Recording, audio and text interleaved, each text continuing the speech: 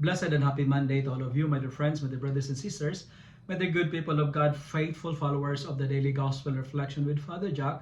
My dear kababayans, today is January 6, 2025, and today is Monday after the Feast of the Epiphany.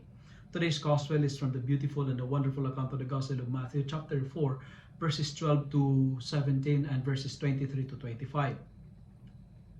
I found our first reading for today very reassuring because it says we receive from Him whatever we ask because we keep His commandments and do what pleases Him.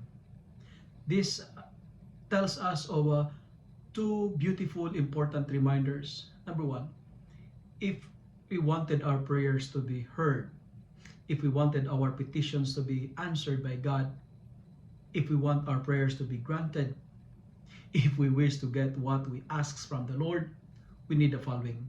Number one, we need to keep His commandments. Keeping the Lord's commandments is enjoying God's favors. And second, it's similar to the first. Do what pleases the Lord. Meaning to say, never disappoint the Lord. Whatever is good, do it. Whatever is evil, avoid it. Because when we do so, we will enjoy God's favors. Because He said, we will receive from Him whatever we ask, because we keep His commandments and do what pleases Him. In our Gospel, Jesus began His public ministry by preaching, by teaching repentance.